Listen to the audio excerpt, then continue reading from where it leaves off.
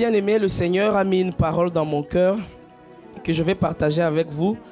Je ne sais pas si on finira, mais par sa grâce, on va donner l'essentiel. Et si le Seigneur nous fait grâce, on pourrait peut-être continuer prochainement. Amen. Amen. Alors, ça fait quelques mois qu'on nous parle de Christ. Depuis le début de l'année, toi et moi et ton voisin, nous savons que c'est sur Christ qu'on veut être établi, qu'on veut être enraciné, qu'on veut être fondé cette année. Amen. Et l'apôtre Ivan, le dimanche passé, il nous a donné un message aussi percutant depuis Paris, où il a parlé de Christ comme le fondement qui va te préserver, qui va te garder des fausses doctrines. Amen. Et ce matin, moi, j'ai à cœur de continuer dans ce sens, de pousser un peu plus, de donner quelques éléments de plus que le Saint-Esprit m'a mis à cœur par rapport à ce thème, parce que c'est important. Est-ce que tu peux dire à ton voisin, c'est important? Toi et moi, nous devons être préservés, nous devons être gardés des fausses doctrines, des faux enseignements, des faux prophètes. En réalité, nous devons être préservés de toute forme de séduction de l'ennemi. Amen. Et ces séductions sont nombreuses. Ces séductions sont nombreuses. Donc aujourd'hui, je vais ajouter quelques aspects afin que toi et moi, on soit vigilants. Amen. Alors le titre de mon message ce matin, c'est le fondement. Christ, le fondement qui te préserve de toutes les séductions de l'ennemi. Quelqu'un peut dire avec moi, Christ, Christ, le fondement qui me préserve de toutes les séductions de l'ennemi. Amen. Alors bien aimé, en introduction, j'aimerais te rappeler, parce que tu le sais déjà, que sur cette terre, il y a toi et moi, mais il n'y a pas que nous. Amen. Il y a aussi des esprits. Le Saint-Esprit est là, le Saint-Esprit habite en toi, le Saint-Esprit est en ces lieux, les anges de Dieu sont là, mais il n'y a pas que ces êtres-là. Sur cette terre, il y a un être qui te déteste. Il y a un être qui ne t'aime pas. Il y a un être qui veut ta mort, qui veut t'égarer, qui veut ta perte, qui veut que tu te éloignes de Dieu. Mais dans le nom de Jésus, il a déjà échoué. J'ai dit dans le nom de Jésus, il a déjà échoué. Parce que Jésus l'a vaincu à la croix. Mais il est important, malgré que le diable est vaincu, que toi et moi nous soyons conscients que s'il n'a plus ses armes, il a été désarmé, il y a une petite arme qu'il a gardée, c'est la ruse, c'est le mensonge, c'est la séduction. Amen. Et le plus grand objectif du diable, c'est de séduire le maximum pour les amener en enfer. Amen. La Bible nous dit dans Apocalypse au chapitre 12, le verset 12, c'est pourquoi réjouissez-vous cieux, voilà, et vous qui habitez dans les cieux, mais malheur à la terre et à la mer, car le diable est descendu vers vous, animé d'une grande colère, sachant qu'il a peu de temps. Donc nous sommes face à quelqu'un qui n'a pas d'avenir, qui a peu de temps et qui est animé d'une grande colère. Et il sait que pour lui, il n'y a pas de chemin retour. Mais la plupart des enfants de Dieu, ce qui est étonnant, vivent comme si l'ennemi n'était pas là, comme s'il n'y avait pas un adversaire. Alors que la Bible nous dit clairement de veiller, d'être sobre, parce que l'ennemi, l'adversaire, il rôde autour de nous comme un lion rugissant, cherchant qui dévorer. Donc il est toujours là aux aguets. Il est en train de chercher la moindre faille, le moindre trou, la moindre fissure pour avoir accès et te dévorer. Et toi et moi, on doit être vigilants. C'est vrai que nous sommes victorieux en Christ. C'est vrai que nous sommes triomphateurs. Nous sommes plus que vainqueurs. Mais cela n'exclut pas la vigilance. Et aujourd'hui, je vais aussi parler un tout petit peu de vigilance si le Seigneur nous fait grâce. Est-ce que tu peux dire avec moi, soyons vigilants? Dis-moi, soyons vigilants. Bien-aimé, la Bible dit dans Apocalypse 12, 9, il fut précipité, le grand dragon, le serpent ancien, appelé le diable et Satan. C'est lui qui séduit toute la terre. Donc, son objectif en réalité, c'est que tu sois séduit et que tu perdes la foi. Parce qu'il sait que tu es sauvé. Il sait que tu vas aller au ciel. Mais il ne se fatigue pas. Il ne se lasse pas de chercher des voies et moyens pour que tu puisses renier Christ. Pour que tu puisses l'abandonner.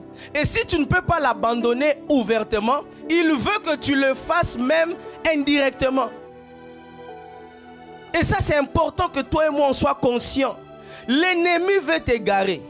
Il veut te distraire. Il veut te défocaliser. Il veut que tu abandonnes la foi.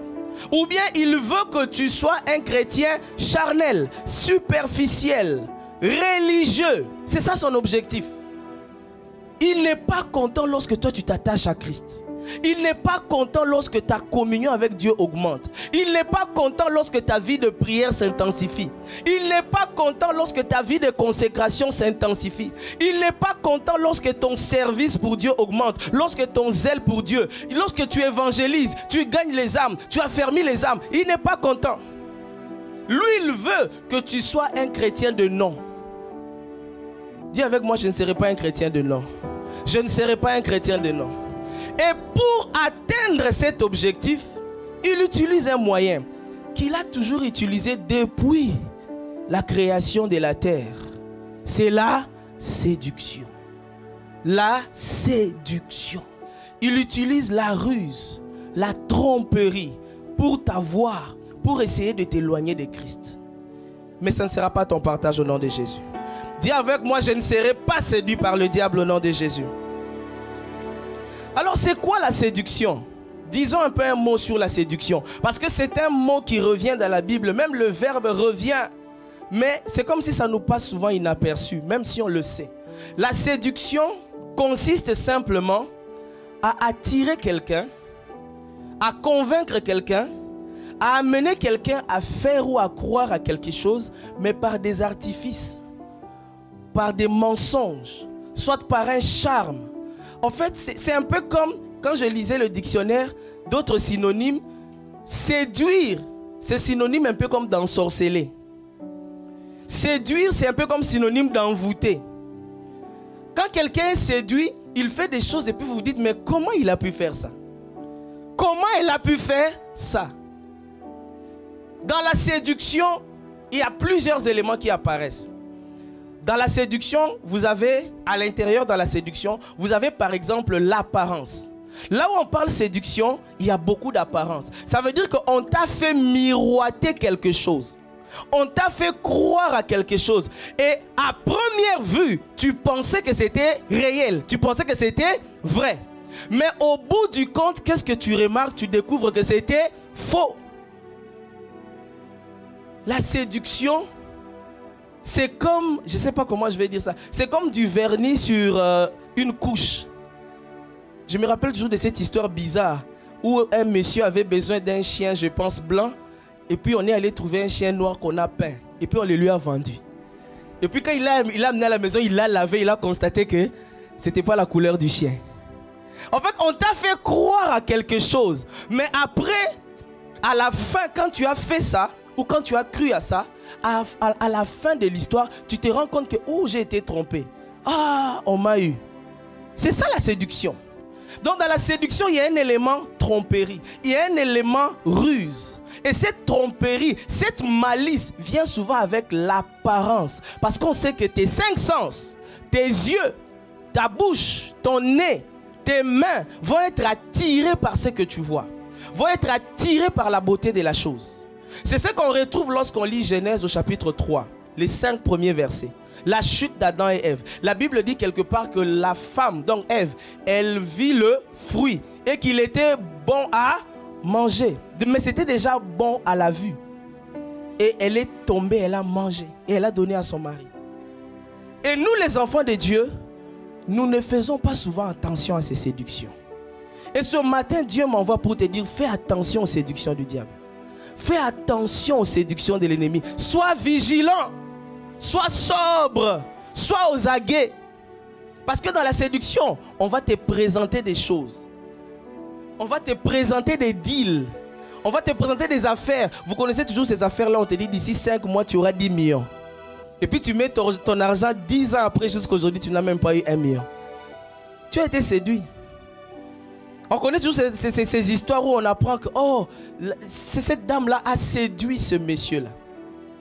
Donc il y a toujours quelque chose qu'on a présenté en apparence qui semblait être bon, qui semblait être alléchant, qui semblait être attirant. Et au-delà de la ruse, de la malice, il y a aussi le gain. Le gain qu'on te présente. En réalité, on te présente un avantage qui n'en est pas un. C'est juste qu'il est amplifié. On te dit, si tu mets seulement 10 000, tu auras 100 millions. On te dit, non, c'est pas grave, c'est pas grave. Tu peux mentir, c'est pas grave, il n'y aura rien. Il n'y aura rien, c'est juste toi et moi. Qu'est-ce qu'on fait? On te fait croire que, en fait, on diminue l'intensité de la conséquence. On réduit l'envergure, l'amplitude des conséquences que tu vas subir et on agrandit les petits gains qui sont en réalité inutiles. Amen. Et c'est ça que l'ennemi utilise pour séduire les enfants de Dieu. Et toi et moi, on doit être vigilants. Dis à ton voisin, sois vigilant. Dis-lui bien, sois vigilant.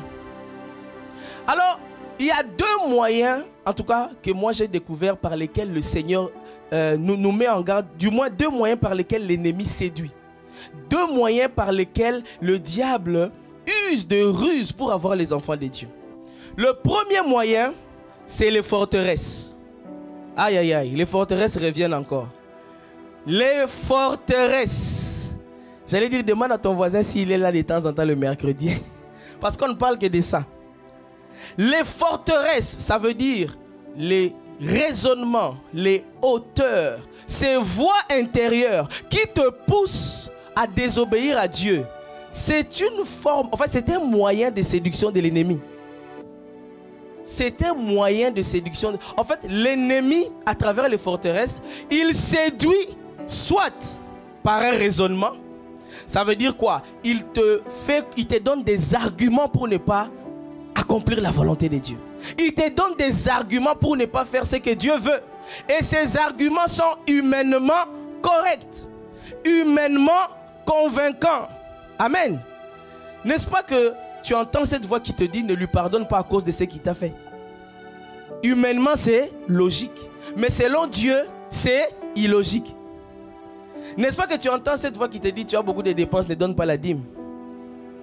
Humainement, ça paraît logique. Mais selon Dieu, c'est illogique.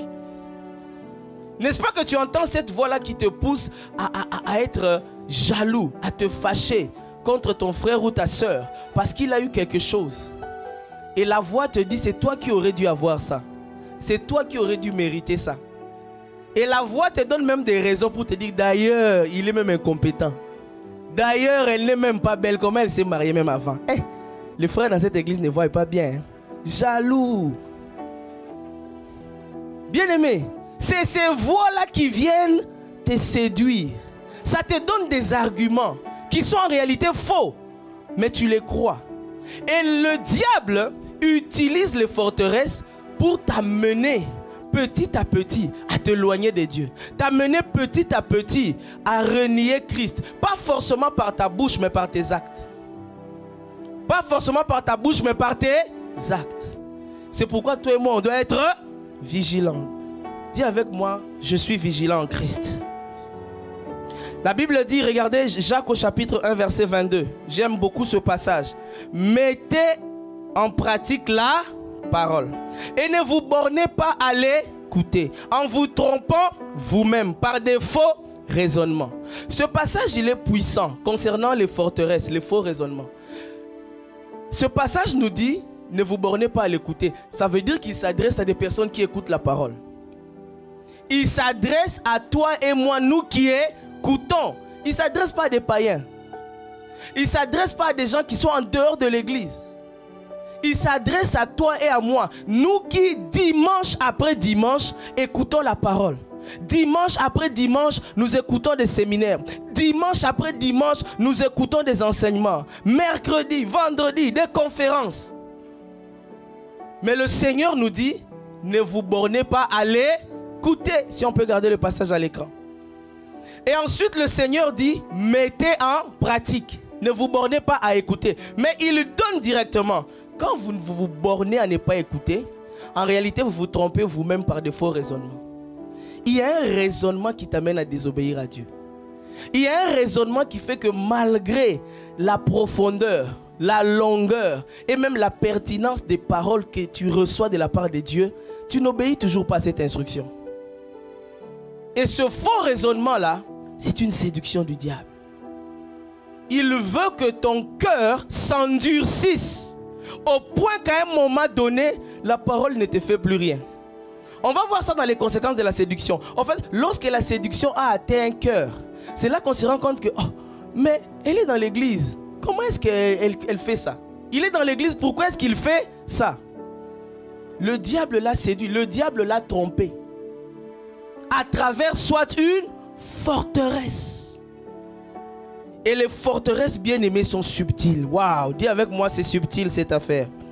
Dis avec moi, c'est subtil cette affaire. Pourquoi je dis que c'est subtil? Parce qu'on croit être en accord avec Dieu. On croit être en harmonie avec Dieu. On croit que Dieu va nous comprendre. On pense que nos raisons sont suffisantes pour nous justifier devant Dieu. C'est ça le problème des forteresses. Ça veut dire quoi? Tu ne pries pas, mais tu penses que Dieu comprend parce que tu es souvent fatigué. Dis à ton voisin, Dieu ne comprend pas. Tu ne lis pas la Bible, tu penses que Dieu comprend que tu n'as pas assez de temps et que tu travailles beaucoup. Parce que ces messages bien-aimés, plus loin on va les voir. Moi-même, ça m'a enseigné. Les messages que je vous enseigne, moi-même, ça m'a enseigné. Dieu m'a enseigné d'abord moi-même. Par rapport au service et au ministère, on va en parler. C'est-à-dire que, est-ce que tu lis la Bible pour préparer des messages ou il t'arrive de lire la Bible pour toi-même? Est-ce que tu pries pour préparer des temps de prière, des temps de jeûne, ou tu prends aussi des temps pour prier toi-même? Donc je vais vous poser les mêmes questions que Dieu m'a posées. C'est quand la dernière fois que tu as jeûné pour toi-même? Pas jeûner pour l'église, jeûner pour les œuvres, jeûner pour les ministères, jeûner pour que le royaume avance. Oui, c'est bien, mais pour toi-même, pour ta relation avec Dieu, pour ta communion avec Dieu. Tu penses que Dieu comprend? Dieu ne comprend pas. Dieu ne comprend pas. Ce qu'il attend de toi, c'est l'obéissance, pas les justifications. Ce qu'il attend de toi, c'est l'obéissance, pas les justifications. Alors à partir d'aujourd'hui, tu dois te décider ensemble avec moi, comme l'apôtre Paul le dit, de renverser toute forteresse. De renverser toute pensée qui s'oppose à l'obéissance de Christ. Toute pensée qui s'oppose à l'obéissance de Christ doit être combattue avec acharnement. Ça ne doit pas être cajolé. 2 Corinthiens 10:5, nous renversons les raisonnements et toute hauteur qui s'élève contre la connaissance de Christ et nous amenons toute pensée captive à l'obéissance de Christ. Et bien aimé, j'aimerais insister un peu ici sur la pensée. Parce que de manière générale, les enfants de Dieu, nous négligeons les pensées. Est-ce que tu te rends compte que les actes que tu poses commencent dans tes pensées? Est-ce que tu te rends compte que le péché dans lequel tu tombes souvent là commence d'abord dans tes pensées? Tu te bats d'abord avec ça dans tes pensées. Et puis c'est quand tu es vaincu dans les pensées que finalement tu vas faire ça. Ce qui fait que si tu gagnes dans les pensées, tu vas gagner dans les actes. Quelqu'un n'a pas compris. Si tu gagnes dans les pensées, tu vas gagner dans les actes. Alors c'est un peu comme on dit, au lieu de laisser la poule naître ou le coq naître et devenir un problème, pourquoi ne pas les tuer dans l'œuf? Pourquoi ne pas les tuer dans... Oui, mais décide-toi de les tuer dans l'œuf. Décide-toi de les tuer dans l'œuf. Ça veut dire dès que la pensée là vient, tu dis, ah, Rabrasotomaya, je refuse ça. Ah, non, je refuse cette pensée. Non, déjà, la pensée là, on ne parle pas des actions. Juste toi penser, je te chasse au nom de Jésus. I rebuke you. Je ne peux pas penser comme ça. Je ne peux pas être jaloux de mon frère. Je ne peux pas être jaloux de ma soeur. Je ne peux pas être orgueilleux. Non, je ne peux pas penser que je suis supérieur que mon frère. Non, je ne peux pas mépriser mon supérieur, mon chef. Non, je refuse ça. Bien-aimé, commence à partir d'aujourd'hui le combat des pensées, tu vas voir un changement. Commence le combat des pensées, tu vas voir ça. C'est dans les pensées. Et c'est là que l'ennemi commence par nous séduire. Parce qu'il sait que si dans les pensées il a gagné, les actes finiront par suivre. Parfois les actes ne suivent pas le même jour, mais ça finit par suivre. Pourquoi? Parce que dans les pensées, tu as perdu. Mais à partir d'aujourd'hui, tu gagnes dans les pensées. À partir d'aujourd'hui, tu es victorieux dans tes pensées. À partir d'aujourd'hui, dans le combat des pensées, tu es vainqueur. Ah, si tu dis un bon amen, c'est ton partage au nom de Jésus. Au nom de Jésus. Amen. Deuxième moyen par lequel l'ennemi nous séduit. Ça, c'est là où les Romains s'empoignèrent. C'est ce que le peuple a développé depuis le dimanche passé. Deuxième moyen que l'ennemi utilise pour te séduire, pour te tromper, pour inoculer dans ton esprit ce qui n'est pas de Dieu. L'ennemi utilise les faux enseignements et les faux enseignants. L'ennemi utilise les faux pasteurs, les faux docteurs, les faux prophètes, les faux quoi encore, les faux apôtres, les faux quoi encore, évêques, pour introduire dans ton esprit des faux enseignements. Donc ici on a d'un côté les fausses doctrines ou les faux enseignements et de l'autre on a les faux docteurs qui véhiculent ces enseignements. Amen. Et ici je vais encore insister, bien aimé. J'ai l'impression que la majorité d'entre nous, nous sommes naïfs. Nous sommes naïfs alors que le Seigneur Jésus lui-même a tiré la sonnette d'alarme. Il nous a mis en garde. Et le Saint-Esprit, par la bouche de l'apôtre Paul, nous a encore mis en garde plusieurs fois. On va regarder quelques passages qui montrent que Dieu nous avertit déjà. Il nous dit attention, soyez vigilants, faites attention, ne vous laissez pas avoir. Mais c'est comme si ces paroles, nous ne les avons pas encore reçues. Matthieu chapitre 7 verset 15. C'est Jésus notre Seigneur qui parle. Il dit quoi? Gardez-vous des faux prophètes. Ils viennent à vous en vêtements de brebis. Il y a une autre version qui dit vêtements d'agneau, je pense. Mais au-dedans, ce sont des loups ravisseurs.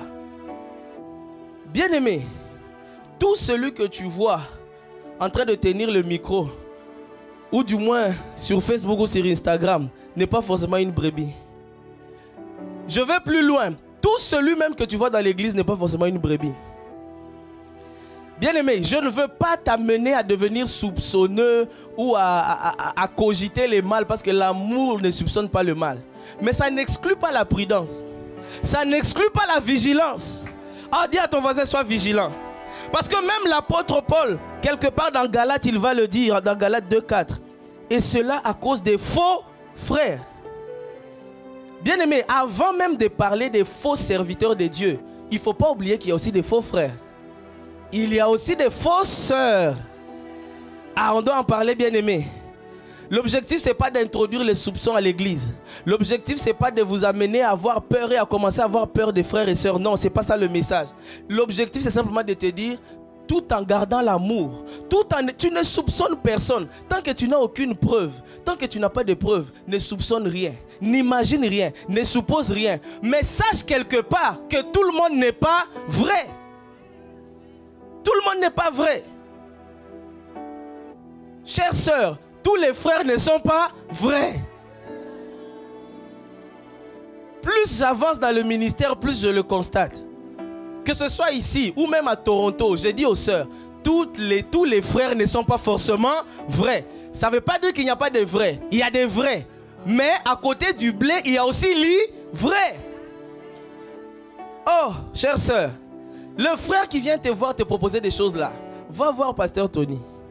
Va voir un peu Malga. Dis-lui, il y a un frère là qui m'a dit qu'il veut m'épouser. Il m'invite chez lui à 23 h pour qu'on prenne un café autour de la Bible. Tu seras surpris, le pasteur te dit, tu es la troisième sœur qui vient de me dire ça. Dis avec moi, hey. Tu seras étonné, le pasteur te dit, tu es la quatrième personne qui vient de me dire ça. Il y a aussi 3 autres sœurs, mais personne ne sait. Bien aimé, tout le monde n'est pas vrai. Soyons vigilants. Chers frères, toutes les sœurs ne sont pas aussi vraies. Ah, les frères, toutes les sœurs ne sont pas vraies. Est-ce qu'il y a un frère qui dit amen? Est-ce qu'il y a un frère qui dit un bon amen? Toutes les sœurs ne sont pas. Derrière les maquillages, les mascaras, là, les rouges à lèvres, il y a des choses. Derrière les faux d'été, là, il y a des choses. Frère, sois vigilant. S'il y a un frère à côté de toi, bouge-le, dis-lui, sois vigilant. Dis-lui, sois vigilant. Sois vigilant. Sois vigilant. Ne t'embarque pas directement. Ne commence pas un projet de mariage trop rapidement. Sois vigilant. Prie d'abord, prie Dieu. Que Dieu t'aide, que Dieu t'amène à discerner. Que Dieu puisse t'ouvrir les yeux. Ma prière, c'est que Dieu puisse illuminer les yeux de ton cœur. Que Dieu te montre qui est vrai, qui est faux. Au nom de Jésus, c'est ton partage. Amen, amen, amen. Alors, bien-aimés, revenons maintenant au faux. Regardez avec moi encore Actes 20, 29 à 31. L'apôtre Paul insiste. Il dit ceci. Je sais qu'il s'introduira parmi vous après mon départ des loups cruels qui n'épargneront pas le troupeau et qu'il se lèvera au milieu de vous des hommes qui enseigneront des choses pernicieuses pour entraîner les disciples après eux. Et regardez le verset 31. Il dit quoi? Veillez donc. On doit veiller, bien-aimés. Vous souvenant que durant 3 années, je n'ai cessé nuit et jour d'exhorter avec larmes chacun de vous. Donc le Saint-Esprit insiste, veillez, veillez. Il y aura des faux, il y aura des loups, il y aura des malicieux, il y aura des hypocrites, il y aura des méchants. Mais ils viendront avec la peau des agneaux. Ça veut dire quoi? En apparence, il n'y aura rien qui peut t'amener à croire que ce monsieur est faux. En apparence, il n'y aura rien qui peut t'amener à croire que cette femme de Dieu est fausse. Regarde encore ça encore c'est la meilleure pour toi. 1 Timothée 4, 1, 2 et pour moi. Version parole de vie. Regardez ça, c'est fort. L'Esprit Saint, le Saint-Esprit tire la sonnette d'alarme. L'Esprit Saint le dit clairement.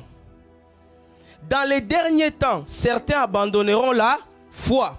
Ils suivront les idées fausses. On continue. Et les enseignements qui viennent des esprits mauvais. Point. Il y a des enseignements qui viennent des esprits mauvais. On cite Jésus à l'intérieur.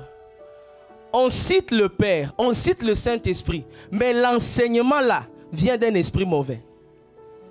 Le verset suivant qui m'intéresse le plus, regardez. Des gens faux et menteurs les tromperont par leurs paroles. Ces gens-là, donc qui sont faux et menteurs, ils ont une conscience marquée par l'erreur. Ça c'est fort. La conscience est marquée par l'erreur. Comme au fer rouge. Bien aimé, quand j'ai lu ces passages, je me suis dit ceci. Normalement, bon, je crois que c'est le Saint-Esprit qui m'a mis cette pensée. Normalement, chaque enfant de Dieu doit avoir une liste, j'allais dire on, et une liste des prédicateurs bloqués. Est-ce que tu me suis? Demande à ton voisin, est-ce que tu as une liste de prédicateurs que tu as, c'est on et l'autre là c'est off? Non, c'est sérieux, parce que le Saint-Esprit dit clairement. Donc je suis censé, sans même que le pasteur en parle dans l'église, sans même que le pasteur puisse nous donner des enseignements, normalement, avec la communion avec le Saint-Esprit, la lecture de la parole, je suis censé avoir ma liste noire. Ah, si j'étais toi, j'allais demander à mon voisin, où est ta liste noire?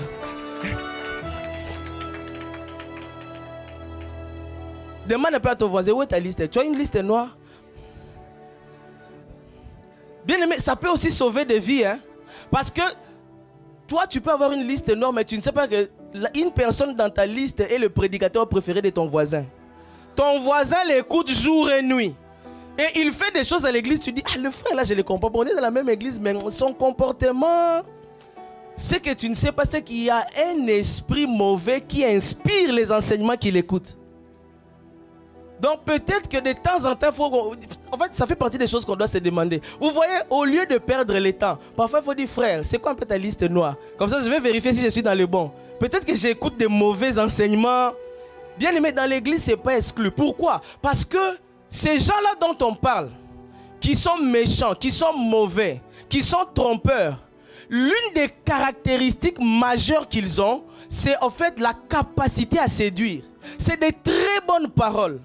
Ça veut dire qu'ils sont capables de te convaincre par des arguments qui ne viennent pas de Dieu. Et tu vas accepter. Amen. Ça veut dire qu'ils ont même dans leur apparence. C'est pourquoi la Bible parle de l'apparence de piété. Ça veut dire que quand tu les vois, tu dis, this is a man of God. Quand tu la vois, tu dis, ça c'est vraiment une maman prophétesse. Mais si tu vas voir maman prophétesse à la maison, la façon dont il crie sur son mari. Ah, maman prophétesse. Tu vois vraiment un monsieur, tu dis, ça c'est un apôtre. Vous savez, aujourd'hui, je me suis rappelé de cette histoire. Les anciens de l'église connaissent. Dans les années 2017, on a eu un frère ici. Ça fait très longtemps. Hein. Ce frère-là se disait apôtre. Nous, on ne savait même pas. Sur les réseaux sociaux, il est vraiment apôtre. Parce que devant son nom, il y a... Et puis, à l'époque, il avait 10 000 followers. Je ne sais pas si maintenant, il en a 20 000 ou 30 000. Les anciens, il y a 7-8 ans, ils se rappellent. Le frère était ici. Bon, il ne nous disait pas qu'il est apôtre. Mais sur les réseaux sociaux, c'est un grand apôtre.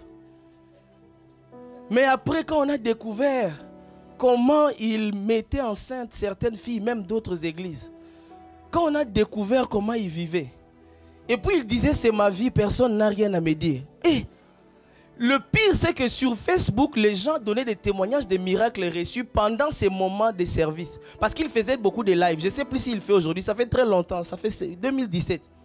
Il faisait des lives et dans les lives, il donnait des messages et il proclamait la guérison sur les gens.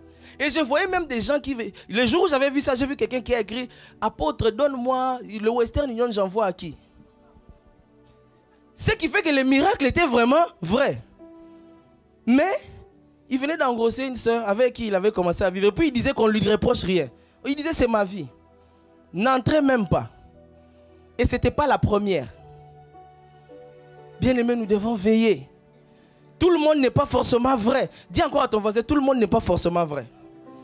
Tout le monde n'est pas forcément vrai. Il faut donc être vigilant avec les fausses doctrines et les faux docteurs.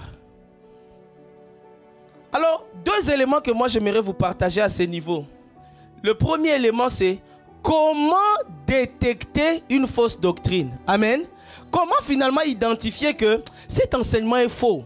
Cet enseignement n'est pas vrai. Parce que pour les faux docteurs, c'est clair. Jésus l'a déjà dit, vous le reconnaîtrez à leurs fruits. Ça veut dire qu'il faut voir les fruits dans la vie de la personne. Qu'est-ce qui sort de lui réellement? Qu'est-ce qu'il produit comme fruit? Parce que les fruits parlent plus que les bruits. Les fruits parlent plus que les paroles. Oui, les fruits parlent plus que les bruits. Donc il faut être capable parfois d'aller vérifier, mais quelle est la vie de la personne? Quel est son caractère? Quelle est sa vie en dehors de la chair? Parce qu'il y a des gens que nous suivons, nous les connaissons que, entre guillemets, sur la chair, c'est-à-dire en train de faire le service. On ne les connaît pas à la maison, on ne les connaît pas dans leur quartier, on ne les connaît pas dans leurs relations, on ne les connaît pas.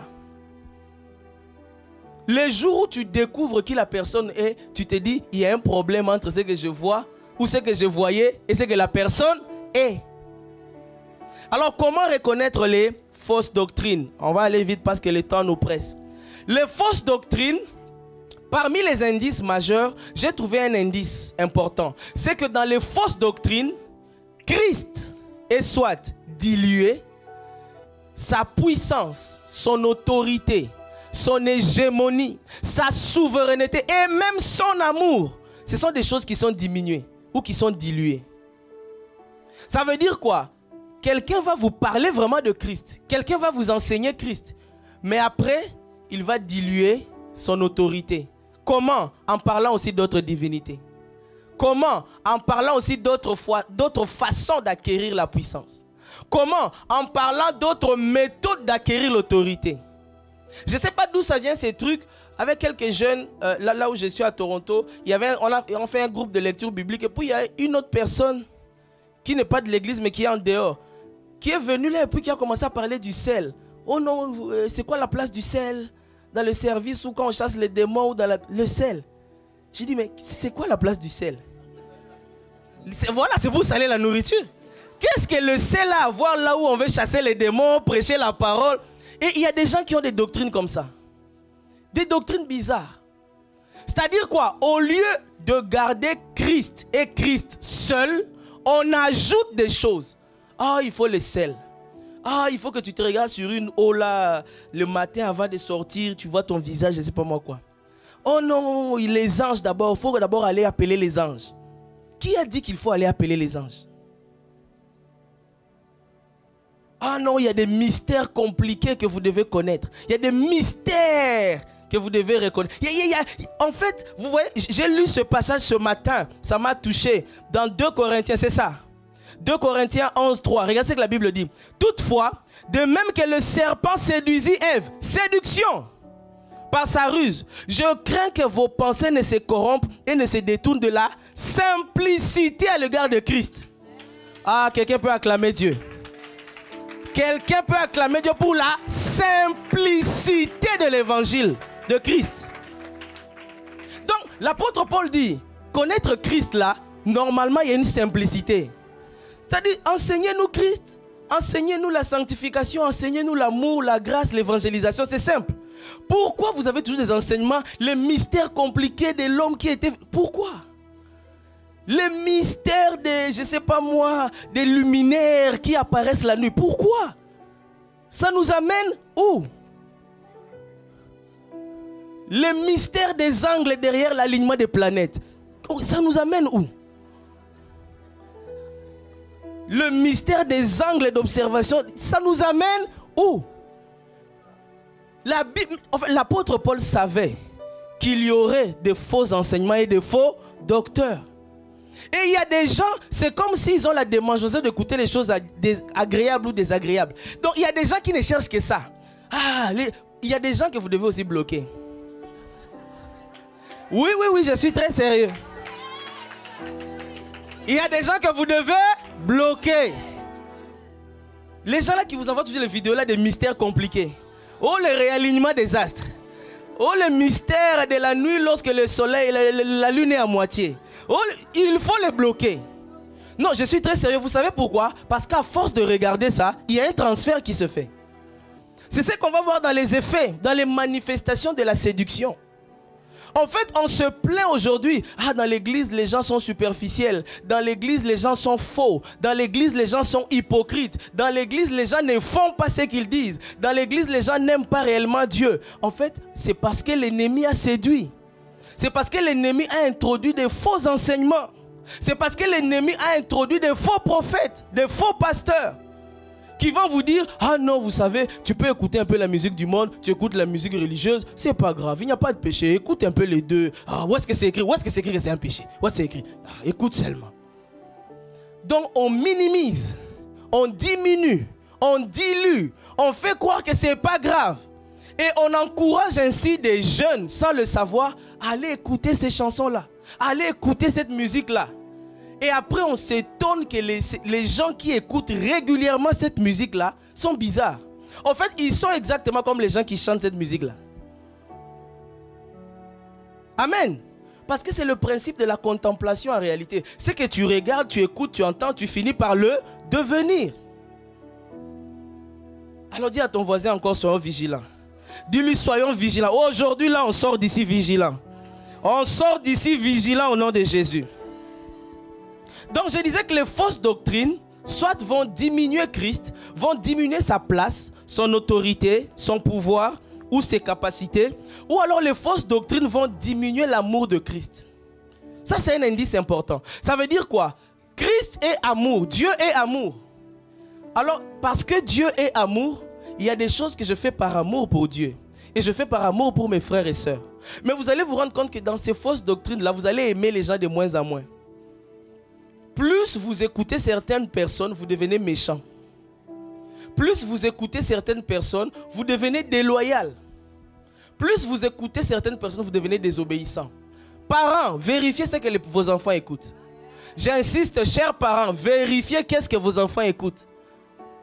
Un enfant qui était correct, qui était obéissant, un enfant qui était bien, tout d'un coup, après avoir fréquenté un certain endroit, l'enfant devient désobéissant. L'enfant devient têtu. L'enfant devient compliqué, bizarre. L'enfant ne veut plus écouter. L'enfant a commencé à écouter une personne. L'enfant a commencé à suivre une personne. L'enfant a commencé à regarder quelque chose. Et ça lui a transmis le caractère de cette personne. Ah, tu peux acclamer Dieu. Dis avec moi, je refuse ça. Dis avec moi, je refuse ça. Alors, avançons un peu plus. Si nous savons que l'ennemi, il nous séduit par des forteresses, des faux raisonnements, par des hauteurs, des pensées qui sont contraires à la volonté de Dieu.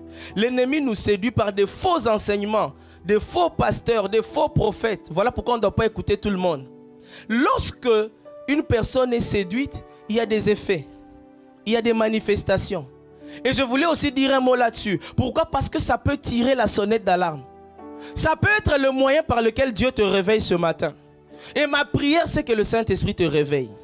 Ma prière, c'est que le Saint-Esprit puisse t'enflammer, te réembraser, te ranimer ce matin. Pas seulement toi, mais ta famille, ton mari, ta femme et tes enfants. Si c'est ton partage, dis-moi un bon amen. Les manifestations ou les effets de la séduction dans la vie des enfants de Dieu. J'ai résumé ça en une phrase. C'est que lorsque les enfants de Dieu tombent dans les séductions, les ruses, les tromperies du diable, ils deviennent des personnes proches de l'église mais loin de Dieu. Bien-aimés, on doit se réveiller. On doit se réveiller. Nous sommes devenus des chrétiens proches de l'église mais loin de Dieu. Nous sommes devenus des chrétiens connectés à l'église mais déconnectés de Dieu. Nous sommes devenus des chrétiens embrasés dans la communion fraternelle, mais il y a une froideur dans sa communion avec Dieu.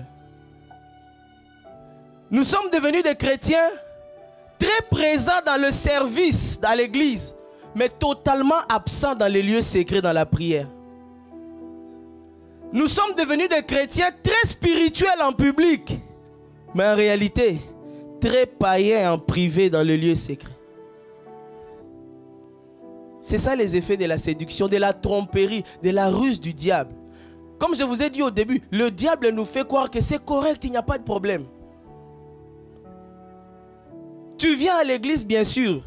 Tu dis que tu crois en Dieu, oui. Tu fais même certaines choses pour Dieu. Mais quelle est ta vie de prière?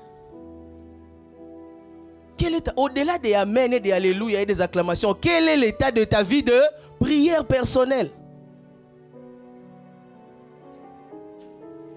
Le diable te fait croire que ça va, il n'y a pas de problème. Alors que ça fait des mois que tu n'as pas eu 1 heure pour prier seul devant Dieu. Parfois, tu assistes même à des veillées. Hein? Tu assistes à Open Heaven. Tu assistes à des veillées. Tu peux être dans l'église, on dit il y a 48 heures, tu assistes. Mais c'est quand la dernière fois que toi-même tu t'es mis devant Dieu et tu as prié? On devient des chrétiens superficiels. On devient des chrétiens légers. On devient des chrétiens religieux. Pourquoi? Parce que dans l'intimité, dans ta relation personnelle avec Dieu, il n'y a rien. Tout ce que tu fais, c'est juste en public devant les gens pour montrer. C'est pourquoi je vous disais, une question que le Seigneur m'a posée, c'est quand la dernière fois que tu as jeûné, pas pour le ministère, pas pour l'église, juste pour toi-même. Parce que tu peux jeûner. Ok? Tu peux jeûner. Mais il est possible que tu jeûnes seulement pour l'église. Ou bien pour... En fait, tu es dans les choses de Dieu, mais tu n'es pas avec Dieu. Tu es dans les choses de Dieu, mais tu n'es pas avec Dieu. Bien-aimé, le Seigneur veut qu'on se réveille. Quelqu'un dit avec moi, le Seigneur veut qu'on se réveille. Le Seigneur veut qu'on se réveille. Parce que tu peux être dans l'église. Tu peux même servir. Mais vivre une vie qui est en totale contradiction avec Dieu. Et c'est la vie dans laquelle certains enfants de Dieu sont. Et le Seigneur veut qu'on se réveille. Le Seigneur veut qu'on quitte cette double vie. C'est ça la séduction. Tu es dans l'église. Tu pries. Peut-être même tu sers. Mais tu vis avec ton compère ou ta copine, vous n'êtes pas mariés. Tu penses que Dieu comprend? Dieu ne comprend pas. Dieu ne comprend pas. Sur la chair, je dois te dire que Dieu ne comprend pas. Si tu viens me voir aux soins pastoraux, je commence maintenant à donner des conseils pour qu'on trouve des voies et moyens. Mais ici, je te dis, Dieu ne comprend pas. Donc, tous les arguments que tu te mets là, c'est des forteresses. Séduction de l'ennemi. Tu es dans l'église. mais tu es dans l'adultère en permanence. Comme personne ne sait, personne ne voit, tu penses que ça va aller. On devient des chrétiens superficiels, bien-aimés. On devient des chrétiens légers. Et parfois, on veut même qu'on nous donne des enseignements que nous aimons. On ne veut plus qu'on parle de certaines choses. Ah, ça sera trop dur. Ah, mais attention. Mais... Bien-aimé, Dieu ne comprend pas la désobéissance. Il est prêt à pardonner le pécheur, mais il ne comprend pas le péché. Ce qui fait que même ce matin, si tu reviens à lui, il a toujours les bras ouverts. Il est prêt à t'accueillir. Mais ne reste pas dans cette situation et croire que c'est normal. Est-ce que tu peux acclamer Dieu?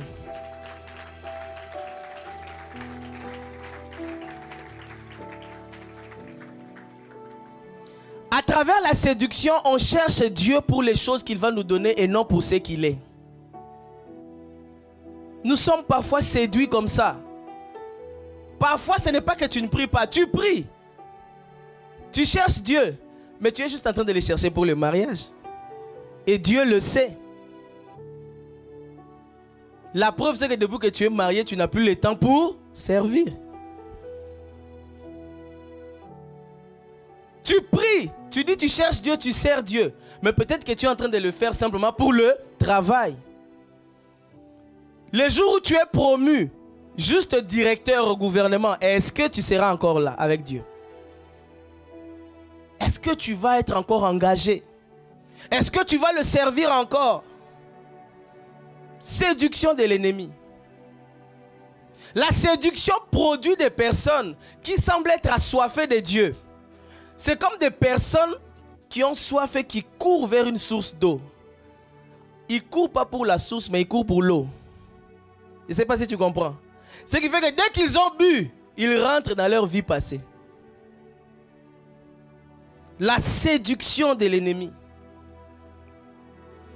La séduction nous pousse à vivre une vie double, une vie de compromission. La séduction fait que ta vie de prière est déjà morte. Mais c'est juste quand on te voit dans l'église.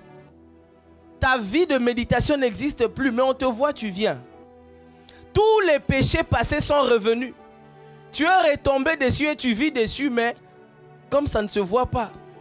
C'est la séduction. Dis avec moi, je sors de là au nom de Jésus. Dis avec moi, je sors de là au nom de Jésus.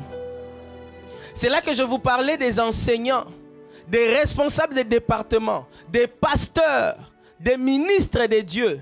Mais qui vont chercher Dieu juste pour prêcher? Vont chercher Dieu juste parce qu'on lui a dit fais une exhortation de quelques minutes dans notre département.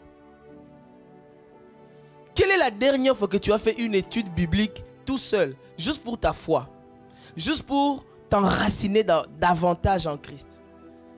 Quelle est la dernière fois où tu as pris ta Bible et puis tu as pris ton cahier, je ne sais pas moi, bloc-notes, tu prends même des choses pour lire?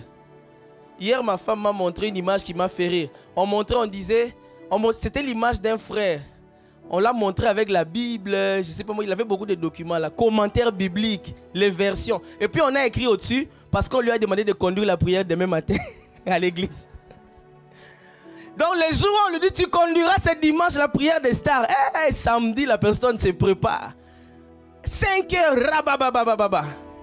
Mais si on ne te dit pas que tu vas conduire la prière dimanche, c'est quoi ta vie de prière? Bien-aimés, nous devons nous remettre en question. Nous devons nous réexaminer. Nous devons faire une introspection, chacun personnellement, sincère devant Dieu. Ne suis-je pas séduit? Est-ce que je ne cherche pas Jésus pour d'autres choses? Est-ce que je ne prie pas seulement pour certaines raisons? Quel est l'état de ma relation avec Dieu? Parce que la vérité, c'est que lorsque nous sommes séduits et que nous vivons de telles vies, et ça c'est l'un des versets qui me fait plus peur, c'est qu'à la fin Jésus va dire je ne vous ai jamais connu. Jésus va dire je ne vous ai jamais connu. Alors bien aimé, peux-tu imaginer toutes les années que tu as accumulées en venant à l'église? Les années accumulées en servant, les années accumulées dans des veillées de prière, dans les 48 heures, pour que Jésus te dise, je ne t'ai jamais connu. En tout cas, là, tu dois dire avec moi, je refuse. Je refuse que ce jour-là, Jésus me dise, je ne t'ai jamais connu. Et l'un des moyens de bien refuser ça, c'est d'être vigilant, c'est d'être aux aguets, c'est de ne pas se laisser séduire, de ne pas se laisser emporter. Et j'insiste, les faux enseignements, les faux prophètes, ils sont rusés. C'est pourquoi on parle de séduction. Parce que si c'est quelqu'un qui venait directement et puis qui te dit, bon, moi je suis d'accord pour tel truc qui est mauvais ou qui est scandaleux ou qui est horrible, tu vas refuser. Ce qui fait que la personne va trouver des choses qui sont un peu proches. Des choses qui ressemblent un peu aux choses de Dieu. Des choses qui, à l'apparence, c'est ce que l'apôtre Paul dit. Lisons ça. Faisons un peu de théologie, rapidement, faisons un peu de théologie. J'aime beaucoup ce passage. Regarde, j'aime beaucoup ce passage. On est dans Colossiens au chapitre 2. Amen. Rapidement. Prenons d'abord le verset 1 à 4. On va faire ça vite, dans les quelques minutes qui nous restent. Colossiens 2, versets 1 à 4, rapidement. Je veux en effet que vous sachiez combien est grand le combat que je soutiens pour vous. Je précise ici que l'apôtre Paul parle d'un combat. Donc il y a un combat. Il y a une lutte. C'est pas facile. C'est un combat résister à la séduction. Discerner les séductions de l'ennemi. Détecter, identifier les ruses de l'ennemi. C'est un combat. Il dit, je veux en effet que vous sachiez combien est grand le combat que je soutiens pour vous. Et pour ceux qui sont à la Odyssée. Et pour tous ceux qui n'ont pas vu mon visage en la chair. Verset 2. Afin qu'ils aient le cœur rempli de consolation, qu'ils soient unis dans la charité et enrichis d'une pleine intelligence pour connaître le mystère de Dieu, savoir Christ. Tout ce combat-là, c'est pour que les gens connaissent le mystère de Dieu, à savoir Christ. Mystère dans lequel sont cachés tous les trésors de la sagesse et de la science. Et il dit pourquoi il dit ça. Il précise dans le verset, il dit, pourquoi je dis cela? Il dit, je dis cela afin que personne ne vous trompe par des discours séduisants. La seule raison pour laquelle il leur dit ça, il dit, je dis cela pour que personne ne vous trompe par des discours séduisants. Ça veut dire qu'il y a des gens qui vont essayer ou qui ont déjà essayé de vous tromper par des discours séduisants. Amen. Parce que là, il dit quoi? C'est en lui qui a tous les trésors de la sagesse et de la science. Ça veut dire que quelqu'un va venir te parler d'une sagesse. Rapidement, versets 16 à 17. On prend encore une autre mise en garde. Que personne donc ne vous juge au sujet du manger ou du boire, au sujet d'une fête, d'une nouvelle lune. Ah, cette affaire des lunes, des astres, des luminaires ou des sabbats. Il dit c'était l'ombre des choses à venir. Mais les Coréens, Christ. Bien-aimé, que personne ne vous séduise avec des théories compliquées. Comme si tu connaissais l'angle de passage de la Terre, Soleil, si tu connaissais de mémoire tous les éclipses qui vont venir, tu iras au ciel. C'est faux. C'est faux. Le Coréen, Christ. Rapidement, verset 18-19. Qu'aucun homme, sous une apparence d'humilité et par un culte des anges, ne vous ravisse à son gré le prix de la course, tandis qu'il s'abandonne à ses visions. Moi j'ai vu, moi je vois, j'ai vu le corps en bas de ses... Et qu'il est enflé d'un vain orgueil par ses pensées charnelles, sans s'attacher au chef. En fait, comme on dit souvent en droit, même dans d'autres domaines aussi, le diable est dans les détails. Amen. Le diable, il est dans les détails. C'est dans les détails et dans les nuances qu'on retrouve les grands. Ça veut dire quoi? Regarde ce qu'il dit. Il dit qu'aucun homme, sous une apparence d'humilité, ça veut dire qu'il y aura une apparence d'humilité. Il y aura une apparence d'humilité. Et par un culte des anges, ne vous ravise à son gré le prix de la course, tandis qu'il s'abandonne à ses visions et qu'il est enflé d'orgueil, d'un vain orgueil par ses pensées, sans s'attacher au chef. Ça veut dire quoi ici? Ça veut dire simplement que la personne va tout dire, mais elle ne va pas s'attacher au Christ. La personne va vous présenter beaucoup de doctrines, mais finalement, ce n'est pas un dernier Christ qui sera vu. La personne va vous présenter beaucoup de choses, apparemment même extraordinaires, mais finalement, tout ça ne va pas converger vers Christ. Alors que Christ est le chef, il est la tête. Ça veut dire que tout doit tendre vers Christ. Tout doit tendre vers Christ. Je me rappelle encore de ces jours où avec un frère de l'église, juste ensemble en parlant, on discutait de nos méditations et on a juste découvert que toute la Bible ne parlait que de Christ. Tout, parce que Jésus dit les Écritures rendent témoignage de moi. Ça veut dire quoi? Ça veut dire que de Genèse à Apocalypse, il ne s'agit que de Jésus. L'ancienne alliance préfigurait la nouvelle alliance en Christ. Adam lui-même, il était une ombre de Christ. Joseph, c'est une figure de Christ qui sauve et qui pardonne. Moïse est une image de Christ. Josué d'ailleurs, Yoshua, déclinaison Yeshua, c'est une image de Christ. Même Jonas, 3 jours dans le ventre du poisson, c'était une symbolique de Christ. Toute la Bible ne doit t'amener que vers Jésus le Christ. Ce qui fait que si à un moment donné, les enseignements ou l'enseignant, plus tu l'écoutes, plus tu entends ça, plus ça t'éloigne, plus ça t'éloigne, plus ça t'éloigne. Et lorsque ça t'éloigne subtilement, ça te réoriente soit vers le prédicateur, vers l'enseignant ou vers les choses de ce monde. Ça veut dire que c'est un faux. Ça veut dire que c'est un faux. Tout doit s'attacher à Christ. Regardez encore ce verset rapidement. 20 à 22. J'aime ça. Parce que j'aime surtout le verset 23. C'est pour vous amener au verset 23. Colossiens 2, 20 à 22. Si vous êtes mort avec Christ au rudiment du monde, pourquoi, comme si vous viviez dans le monde, vous impose-t-on ces préceptes? Ne prends pas, ne goûte pas, ne touche pas. Préceptes qui tous deviennent pernicieux par l'abus et qui ne sont fondés que sur les ordonnances et les doctrines des hommes. Et j'aime beaucoup le verset 23. Parce que ce verset, moi je pense que ça m'a délivré quelque part, il y a quelque temps. Ils ont à la vérité une apparence de sagesse. Il y a toujours une apparence, séduction. Les apparences. Un attrait physique. Ils ont à la vérité une apparence de sagesse, en ce qu'ils indiquent un culte volontaire de l'humilité et le mépris du corps. Mais ils sont sans aucun mérite. Et pire encore, ils contribuent à la satisfaction de la chair. Quelqu'un dit avec moi, aïe aïe aïe. Donc tu peux suivre un coach, il te parle de perdre du poids, de ne pas manger ceci, de ne pas manger cela, de mincir, taille M, un coach.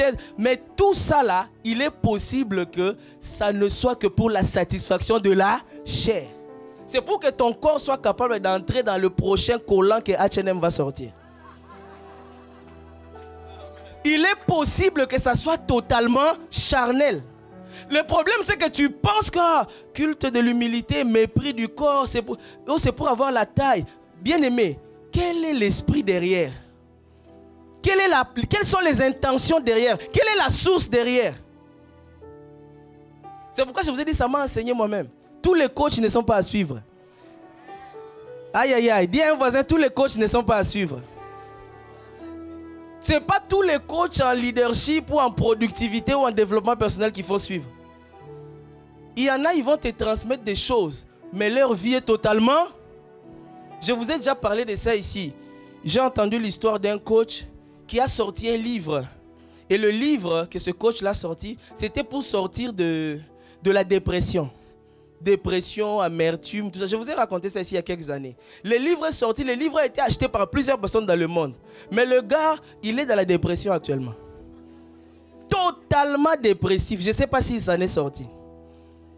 Donc il a écrit un livre, Comment sortir de la dépression. Le livre est vendu, les millions de gens le lisent. Hein? Ce que vous ne savez pas, c'est que le gars, il est en train de mourir de dépression chez lui à la maison. Dis à ton voisin, ne suis pas n'importe qui. Dis-lui, ne suis pas n'importe qui. Dis-lui encore, ne suis pas n'importe qui. Dis avec moi, aïe, aïe, aïe. Aïe, aïe, aïe. Donc, ce que je disais, c'est que en réalité, toi et moi, lorsqu'on comprend ça, on comprend la séduction, on comprend les effets et les conséquences, on doit combattre ça. Avec hardiesse, avec audace, avec une sainte colère. Alors, comment être préservé de ça? Comment combattre ça? On va conclure avec ça dans quelques minutes. Comment être préservé de ces séductions du diable, de ces séductions du monde, de ces séductions de la chair? Comment en être préservé? Comme on l'a dit tantôt, bien-aimé, c'est en étant enraciné en Christ. La Bible dit vous avez tout pleinement en lui. C'est un tout inclusif, rien ne manque. On est encore dans Colossiens chapitre 2, versets 6 à 7. L'apôtre Paul nous donne une clé. Il dit ceci. Ainsi donc, comme vous avez reçu le Seigneur Jésus-Christ, marchez en lui. Ici, marcher en lui, c'est comme si tu l'avais enfilé, c'est comme si tu l'avais porté et tu marches à l'intérieur de lui. C'est ça l'image. Étant enraciné et fondé en lui. Bien aimé, cette petite phrase est importante. Enraciné et fondé en lui. En fait, c'est le secret pour que la maison qu'est ta vie ne soit pas ébranlée. C'est le secret pour que ta vie spirituelle ne soit pas ballottée. Tu dois être enraciné et fondé en Christ. Et les racines dont on parle là, ce n'est pas les racines d'une jeune plante. Ça veut dire que tu es tellement enraciné que c'est difficile de t'enlever. C'est difficile de te shake, comme on dit. Tu es tellement fondé. Alors la question c'est, quel est ton niveau de fondement? Ou alors, comme l'apôtre Ivan aime dire, quel est l'état de tes fondements? Parce que le fondement c'est Christ. Alors quel est l'état de tes fondements, de ta fondation en Christ? Est-ce que c'est une fondation fissurée? Une fondation qu'une maladie peut emporter? Une fondation que la pauvreté peut renverser? Une fondation que le célibat à 45 ans peut renverser? Quelle est la fondation? Quel est l'état de la fondation? Est-ce que c'est une fondation qui peut être emportée par une doctrine qui viendra demain? Je ne sais pas moi, ça sera peut-être sur l'eau, je ne sais pas. Quel est l'état de ta fondation? Parce que partout où il faut résister aux attaques du diable par la séduction, l'apôtre Paul revient sur Christ. Partout où il faut résister face à la séduction, on revient sur Jésus le Christ comme fondement. Ça veut dire qu'on reconnaît que quelque part, c'est comme si on s'est éloigné un peu de lui. Christ n'était pas complètement formé. L'amour de Christ n'était pas complètement là. La connaissance de Christ n'était pas complètement là. C'est pourquoi les gens sont ballottés. C'est ce que l'apôtre Paul nous dit. Éphésiens 4, 11 à 14. Regardez ce que l'apôtre Paul dit. Il a donné. Et il a donné les uns comme apôtres, les autres comme prophètes, les autres comme évangélistes, les autres comme pasteurs et docteurs, pour le perfectionnement des saints en vue de l'œuvre du ministère et de l'édification du corps de Christ, jusqu'à ce que, en-il, nous soyons tous parvenus à l'unité de la foi et de la connaissance du Fils de Dieu, donc de Jésus le Christ, à l'état d'homme parfait, à la mesure de la stature parfaite de Christ. C'est ça l'objectif, qu'on atteigne cette stature-là. Et il donne la conséquence. Quand on a atteint ça, regardez ce qui se passe. Afin que nous ne soyons plus des enfants flottants et emportés à tout vent de doctrine, par la tromperie des hommes, séduction, par leur ruse dans les moyens de séduction. L'apôtre Paul nous a donné la clé. Christ doit être formé. Tu dois être fondé en Jésus le Christ. En fait, Christ doit devenir, comme l'apôtre Paul dit, Christ est ma vie. J'ai envie de demander à quelqu'un, c'est quoi ta vie? Est-ce que c'est une voiture? Est-ce que c'est une maison? Est-ce que c'est le mariage? Est-ce que c'est ton mari ta vie? Parce que si c'est le mari qui est ta vie, alors tu es à côté. Si c'est ta femme qui est ta vie, tu es à côté. C'est Christ qui doit être ta vie. C'est quoi ta vie? Est-ce que ce sont les enfants? En tout cas, si la vie de Job, c'était ses enfants, il allait renier la foi. Si la vie de Job, c'était d'abord ses enfants, il allait renier la foi. Il allait insulter Dieu. C'est quoi ta vie? Est-ce que c'est ton travail? Ton travail au gouvernement, à la banque? C'est ça ta vie? Un travail, un job, tu peux le perdre. C'est quoi ta vie? Ta vie est assise sur quoi? Ta foi est bâtie sur quoi? Ton espérance est sur quoi? Ton compte en banque? Un investissement immobilier, et si tu le perdais demain? Ta vie est assise sur quoi? Ton espérance est assise sur quoi? Ta foi est bâtie sur quoi? Et le pire, c'est lorsque c'est bâti sur le pasteur. Parce qu'un pasteur aussi peut faillir. S'il faillit, tu abandonnes Christ parce que le pasteur a failli? Ta vie est bâtie sur quoi? Dis à ton voisin que ta vie soit bâtie sur Christ. Que ta vie soit bâtie sur Christ. Et c'est, en fait, il est la solution. Il est le fondement. C'est comme si, quand tu es en lui et que tu es fondé en lui, c'est comme si tu es vacciné contre ces choses. C'est pour ça qu'il y a des gens, quand il y a de nouvelles doctrines, certains sont emportés, d'autres ne le sont pas. Ceux qui sont emportés n'étaient pas bâtis en Christ. Ceux qui ne sont pas emportés, ils savent que ça vient, ça part. Jésus reste le... Ah, tu peux acclamer Dieu.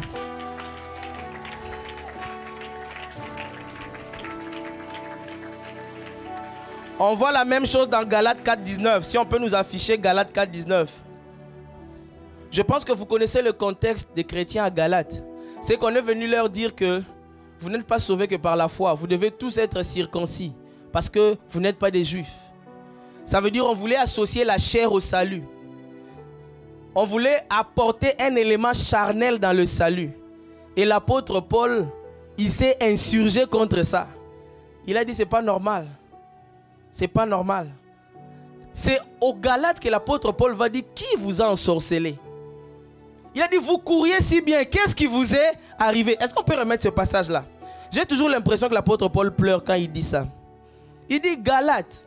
Parce que ce sont ses enfants. Il dit vous couriez si bien.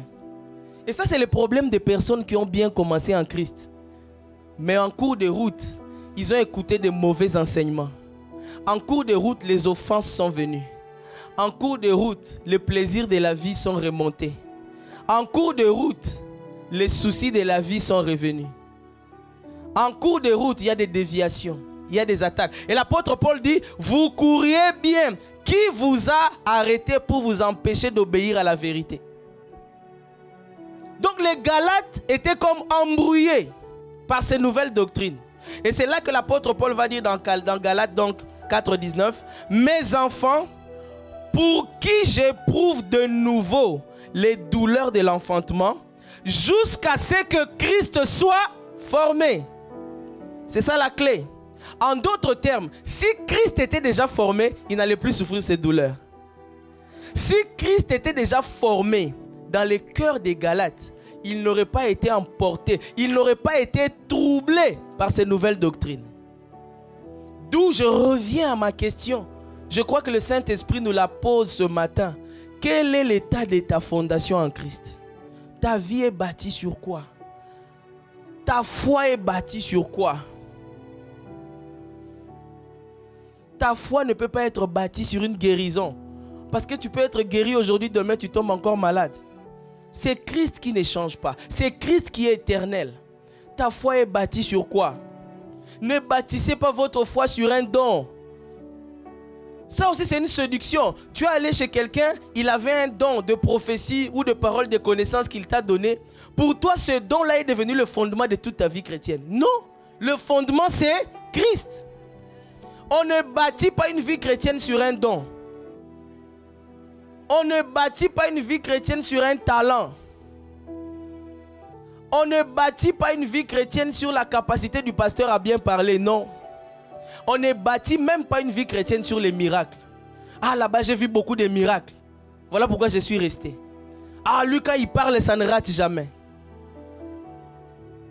Le vrai fondement, c'est Christ. La vraie fondation, c'est... Et pour que Christ soit formé, bien-aimé, je termine avec ça. il faut une soif. Il faut une soif. Il faut une soif. La soif doit monter en toi.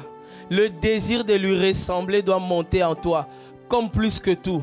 Je comprends mieux David dans le psaume 63, lorsqu'il dit, Seigneur, il dit, oh Dieu, mon âme a soif de toi. Donc, David, son âme ne soupirait pas pour la royauté. Son âme ne soupirait pas pour gagner les guerres. Son âme ne soupirait pas pour, je ne sais pas moi, avoir beaucoup de biens. Mais dans le psaume 63, on voit le véritable soupir de David. Dans un désert, lorsqu'il était dans le désert de Juda, « Oh Dieu, tu es mon Dieu, je te cherche. Mon âme a soif de toi. » Est-ce que ce soupir peut devenir ton soupir ce matin? Parce que si Christ est ton soupir, il va te remplir. Si Christ est le désir de ton cœur, le désir sincère, il va te remplir de lui. Si Christ est le besoin premier, prioritaire de ton cœur, il va te remplir. Pourquoi? Parce qu'il dit, je me tiens à la porte. Église, on doit faire attention. Les séductions, c'est ce qui met Jésus dehors. On utilise souvent ce passage d'Apocalypse où Jésus dit, je me tiens à la porte et je frappe. Si tu m'entends et que tu ouvres, je vais entrer. Mais cette parole-là, Jésus l'adresse à une église, bien-aimée. Ce n'est pas chez des païens. Et si Jésus s'est retrouvé dehors en train de frapper, ça veut dire que l'église l'avait mis dehors. Et l'église met Jésus dehors. En fait, nous mettons Jésus dehors lorsque nous sommes séduits. Comme j'ai dit, nous commençons à vivre une double vie. On pense que ça va aller. On devient compromis. Oui, on peut garder ce passage. On devient léger. On devient négligent. On perd la vie de prière, mais on prie en public. On perd la communion en prière, mais on fait beaucoup de veillées en public. On ne médite plus en secret, mais on vient se faire passer pour un connaisseur de versets bibliques en public. Ce sont des choses qui nous éloignent de Dieu. Ce sont des choses qui mettent Dieu dehors. Mais comme je le disais ce matin, il se tient à la porte de ton cœur et il frappe. Il dit, si quelqu'un m'entend ma voix et ouvre la porte, j'entrerai chez lui. Je souperai avec lui. Alors est-ce qu'on peut se tenir debout? Si c'est ton désir, si c'est ton soupir, tiens-toi debout afin que nous puissions prier ensemble. Shadabadea Rabrazito Mandabra Zekete Kamandaraba Shadabadea Rabadea Shabrabazito. Esprit de Dieu règne.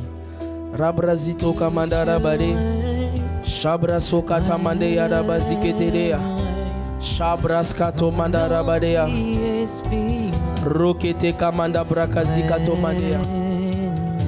Est-ce qu'on peut d'abord incliner nos têtes et demander pardon à Dieu pour toutes les formes de séduction dans lesquelles nous nous sommes laissés aller, que ce soit des forteresses, des faux raisonnements de hauteur, mais aussi des fausses doctrines, des faux enseignants, des faux enseignements que nous avons écoutés, que nous avons partagés, que nous avons même soutenus, alors que le Saint-Esprit pointe du doigt et il nous dit non, ça ce n'est pas correct, non, ça ne vient pas de moi.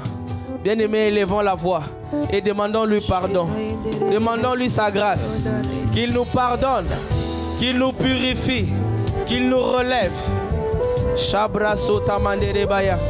Père, nous élevons la voix et nous venons implorer ta grâce, ta miséricorde, ton pardon pour toutes les séductions de l'ennemi dans lesquelles nous nous sommes laissés aller.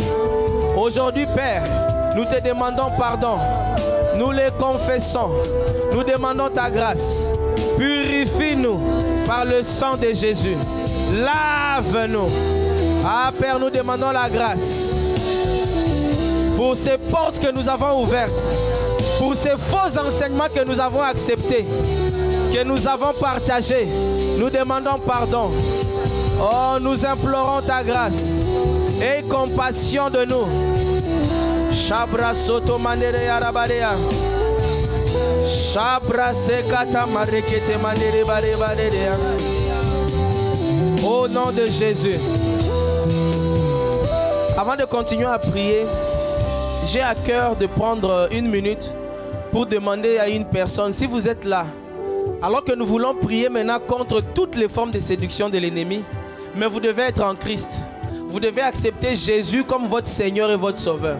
Donc si vous êtes présent en ce lieu ou à la maison, si vous êtes ici et que vous n'avez pas encore reçu Christ comme votre Seigneur et votre Sauveur, je vous en prie, aujourd'hui c'est le jour où le Seigneur frappe à la porte de votre cœur. Est-ce que vous pouvez lever votre main alors que nous avons les têtes baissées? Levez simplement votre main si vous voulez faire la prière du salut. Si vous voulez accepter ce Jésus comme votre Seigneur et votre Sauveur. Et si vous êtes à la maison, envoyez déjà le mot salut au numéro qui s'affiche. Envoyez le mot salut au numéro qui s'affiche. Église, est-ce qu'on peut faire cette prière ensemble? Seigneur Jésus, aujourd'hui je reconnais que je suis un pécheur et que j'ai besoin de toi.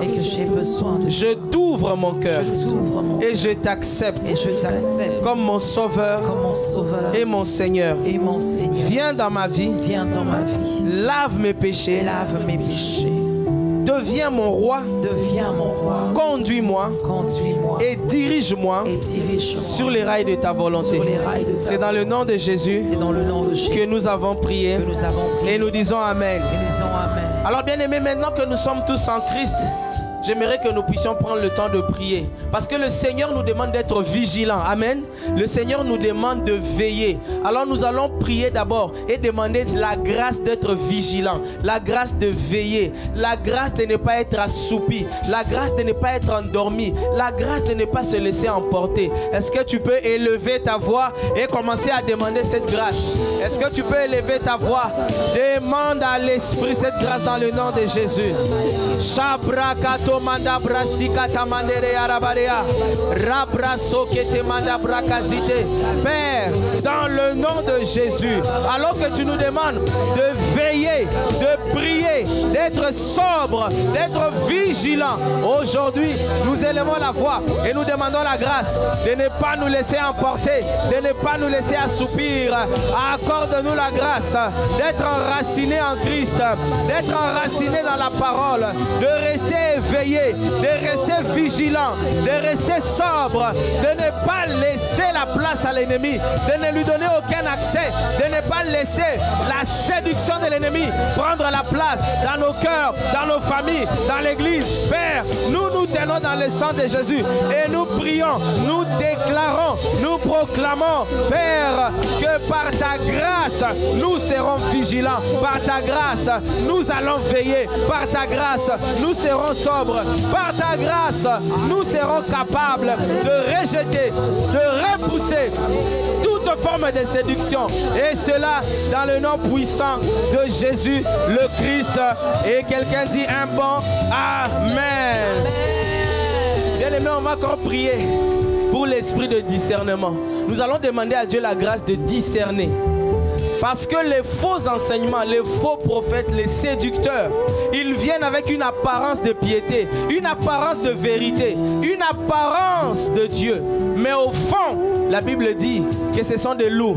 Alors tu vas demander à Dieu la grâce de discerner.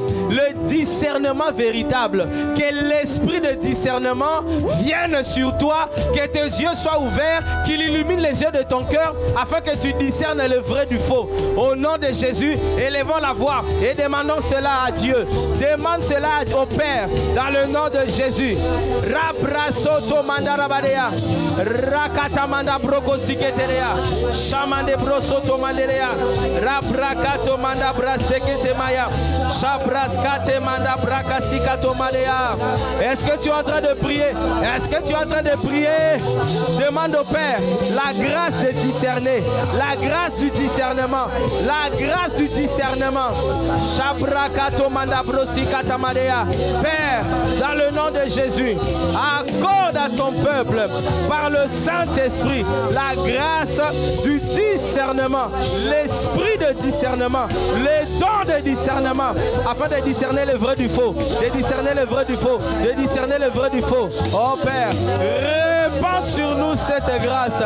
Dans le nom puissant de Jésus le Christ, nous avons prié. Et quelqu'un dit un bon Amen. Amen. Bien-aimé, l'un des moyens de ne pas tomber dans les séductions de l'ennemi, dans les faussetés, c'est être enraciné dans la parole. Enraciné en Christ, ça veut dire aussi enraciné dans la parole. Parce que Christ est la parole. Je disais mercredi, la parole, ce n'est pas des écrits sur un papier. La parole, c'est une personne. La parole, c'est une personne. Et cette personne, c'est Jésus le Christ. Alors nous allons prier, demander la grâce d'être enracinés dans la parole. D'être comme des chrétiens de Béret. Des hommes et des femmes qui lisent la parole de Dieu. Qui méditent. Qui ne se contentent pas de ce qu'on leur dit. Qui ne se contentent pas de ce qu'on leur raconte. Mais qui lisent eux-mêmes la Bible pour connaître la parole. Alors élève la voix dans le nom de Jésus. Et demande cette grâce. Demande cette grâce. La grâce de lire la Bible. La grâce de la lecture de la parole. Shabra Sokata mandara, rekete manda brakazito, sokata mama mama mama, sharebarea. Oh Père, dans le nom de Jésus, nous élevons la voix et nous demandons la grâce de la méditation de la parole, être enraciné dans la parole, fondé dans la parole, établi dans la parole, lire sa Bible, méditer sa Bible, faire des études bibliques. C'est la grâce que nous demandons, c'est le désir de nos cœurs, c'est le soupir de nos cœurs. Et nous te le demandons, Père, dans le nom de Jésus le Christ. Shabrakata mandere bayarabarea, shamadere barea. Viens dans nos vies, frère, Esprit de Dieu.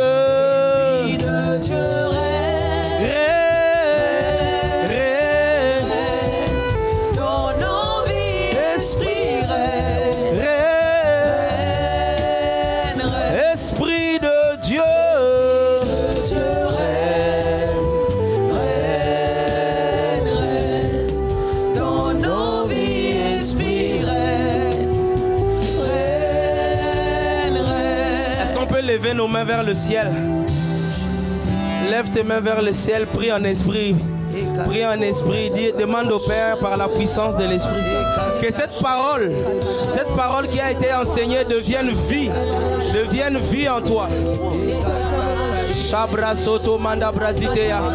Père, dans le nom de Jésus, alors que tu nous as parlé, nous venons demander, Père, que par la puissance du Saint-Esprit, que tu illumines les yeux de nos cœurs, que tu réveilles une personne qui était assoupie, que tu ranimes une personne qui était séduite, une personne qui s'était trompée, se réveille à l'instant.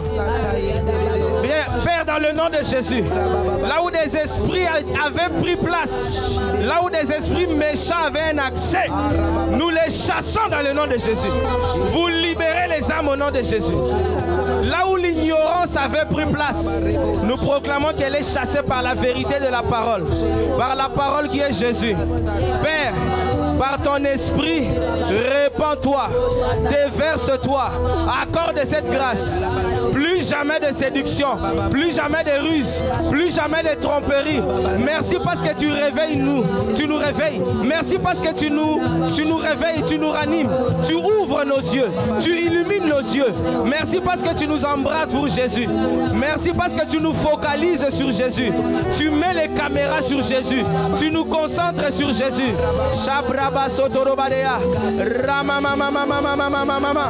Père, la soif est importante pour chercher Christ, pour s'attacher à Christ, pour demeurer en Christ.